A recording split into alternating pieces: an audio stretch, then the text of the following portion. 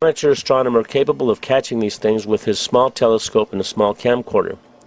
As it always goes with discoverers of great things, he has no funding, no high-end telescopes, no high-end cameras. He has found something that through his apparatus that he invented is capable of capturing interstellar spacecraft.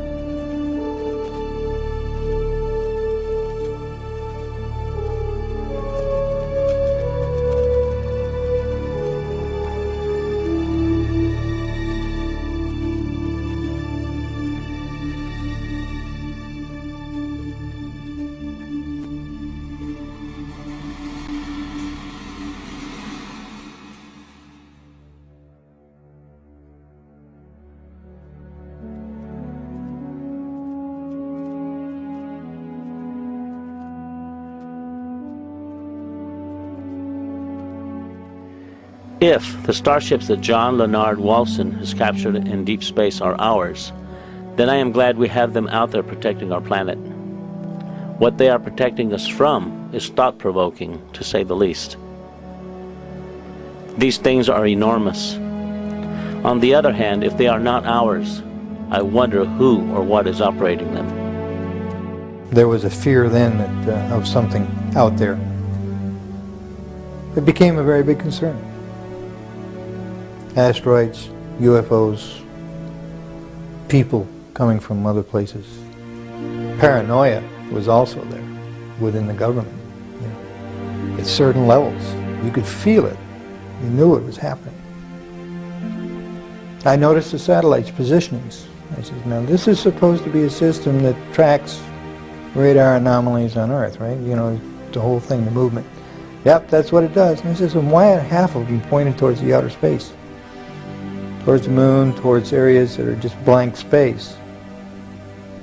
Well, I don't know, was the reply. He says, never thought about it. He says, well, at least half of those satellites you got up there aren't looking at Earth. I said, what are they looking for? He says, well, you got to have need to know about that. I said, I see. In other words, who's coming? He says, we don't know. End of subject. Ever since I got involved with John Leonard Walson, I always now look at the Big Dipper in a totally different way.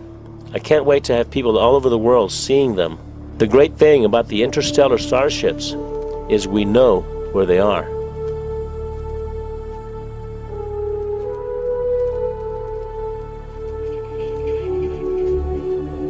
One of the scientists said it's the Star Wars project.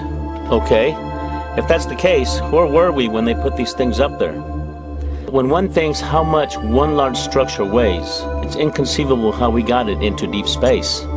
The machinery it would take to construct one of these things is no less conceivable. And the fact that they can expand and transform into different shapes in deep space is extraordinary. There are questions I have. If they are man-made, then we must have technologies that are way beyond our comprehension. What kind of energy systems are being applied here? This is one big puzzle that has yet to be solved, or at the very least, acknowledged.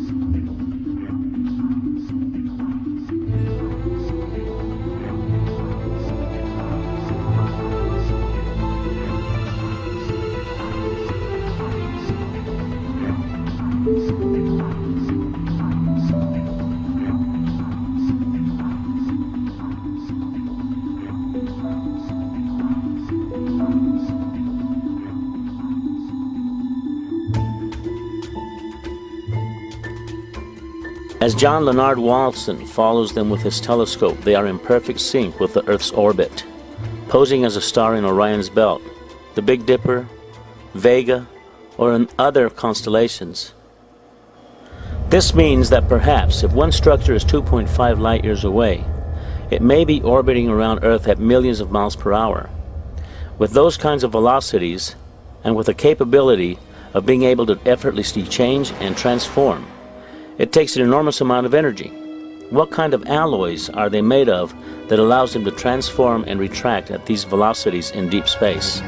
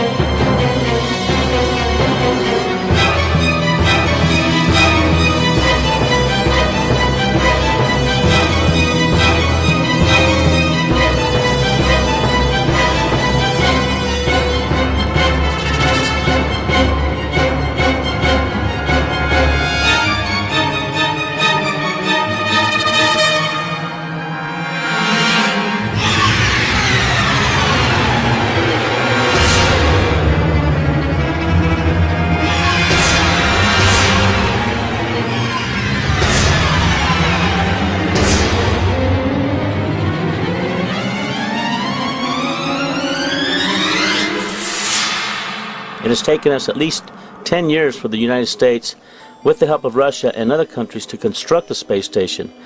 And when you look at these huge structures that are in deep space, you just have to wonder, what are these things? Who inhabits them?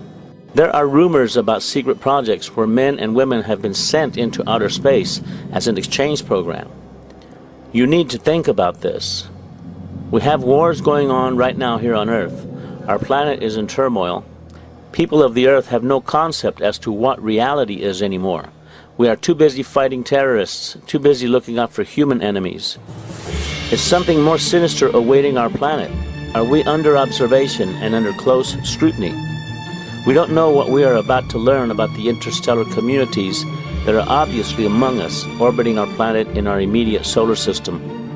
For the moment, we have barely tipped the iceberg.